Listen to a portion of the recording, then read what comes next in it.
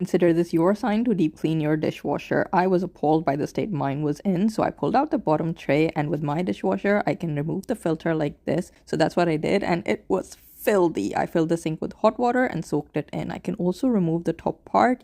I use an old toothbrush to scrub it inside and then clean everything, rinse it really well. Then I remove this top spray arm from my dishwasher and clean it with a skewer. You can do that and then put it back. The bottom spray arm, I use a straw cleaner and I just clean all the little holes in there, and then just some multi-purpose spray to wipe down any edges. Put everything back inside so that it fits. Add vinegar in a bowl and place it in the top rack. Sprinkle some bicarb soda, place a lemon in the spoon rack, and run your dishwasher on the highest setting. While it's running, clean the outside and save for later.